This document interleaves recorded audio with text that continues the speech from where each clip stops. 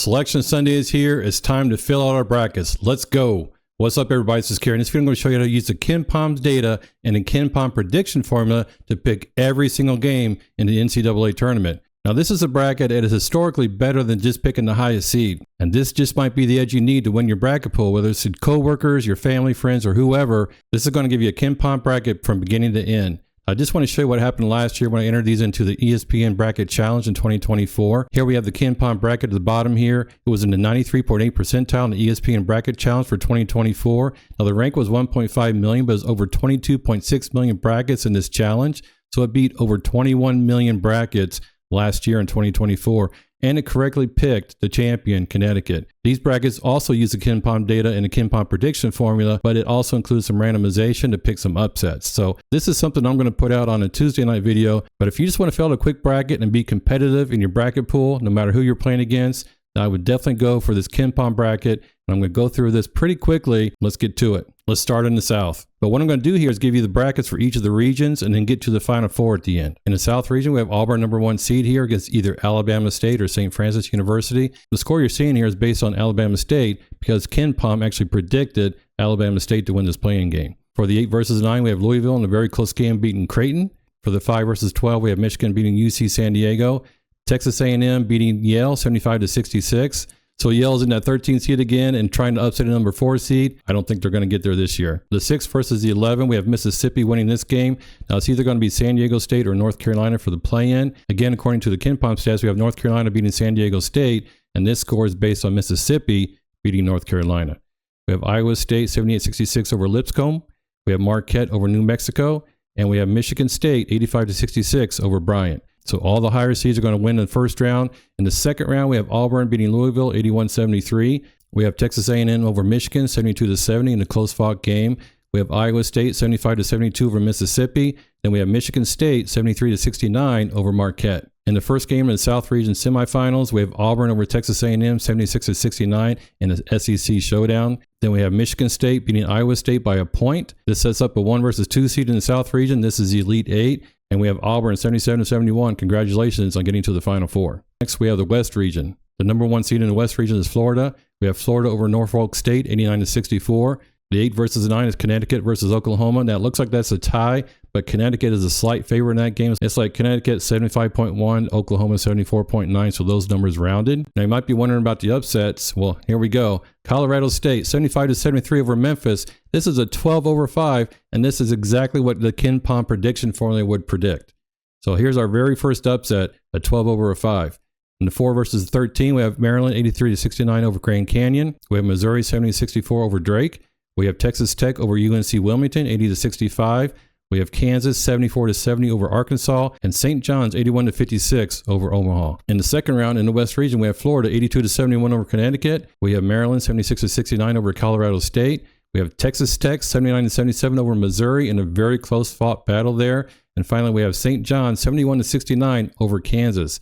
The Johnnies are moving forward into the Sweet 16. Now, again, these are all the top 4 seeds, but that's just fine with me. I believe there's going to be a lot of heavy chalk in the 2025 tournament. In the first semifinal game, we have Florida 82-75 over Maryland, and we have Texas Tech 73-71 over St. John's. So this is another upset in the West region where a 3 seed beats a 2 seed. And then in the final game in the West region, we have Florida 80-75 over Texas Tech. Congratulations, Florida. You are moving on to the Final Four. That is 2 SEC teams in the Final Four. Let's move on to the East region. In the East region, Duke is the #1 seed. They're either going to play American or Mount St. Jerry's. And again, I base this on American winning this game. And we have Duke 84-51 over American. In the 8 versus the 9, we have Baylor, the 9 seed, beating the 8 seed 74-73. In the 5 versus 12, we have Oregon 72-67 over Liberty. In the 4 versus the 13, we have Arizona 91-77 over Akron. In a very close game, we have BYU 74-73 over VCU in a battle of the acronyms. Down in the 3 versus the 14, we have Wisconsin 86-68 over Montana. We have St. Mary 71-66 over Vanderbilt, and Alabama 94-73 over Robert Morris. In the 1 versus the 9, we have Duke 76-66 over Baylor. We have Arizona 79-75 over Oregon. That's going to be an interesting game.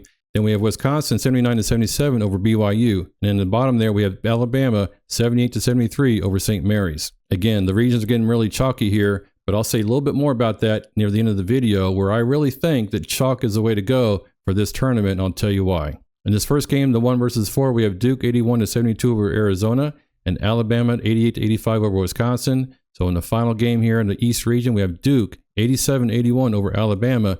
Duke's moving on to the Final Four. Let's get to the final region, the Midwest region. In the Midwest region, Houston is the number 1 seed. They're going against Southern Illinois University in Edwardsville, and they're predicted to beat them 74-50.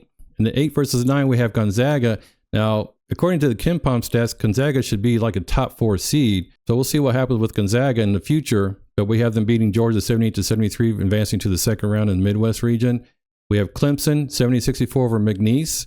Purdue 81-72 over High Point. Now, I know that some people are talking about High Point potentially upsetting Purdue, but a 4 seed getting upset is a very unlikely event. In the 6 versus 11, we have Texas versus Xavier. And again, the Kenpom prediction formula picks Xavier. So the score here will be 82-77. Illinois is going to advance. We have Kentucky 83-70 over Troy. UCLA 76-71 over Utah State. And Tennessee 74-58 over Wofford.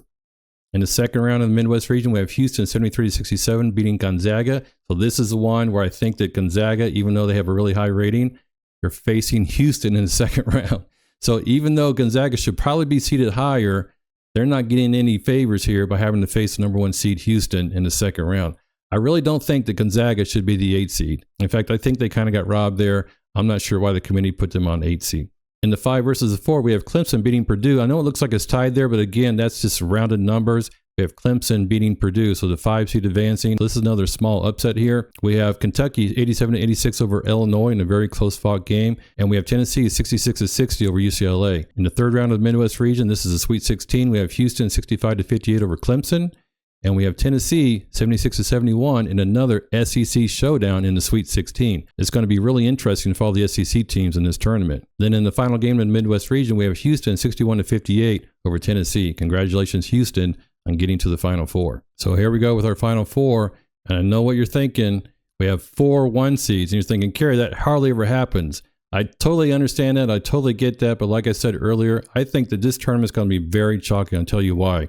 We've seen this consolidation of these elite conferences, and because they're playing each other, because they're sharpening their skills against each other, I really feel like these teams in these top 3 conferences are going to really lay waste to the rest of the field. Now, we do have Duke in here from the ACC, but they're the exception to the rule here.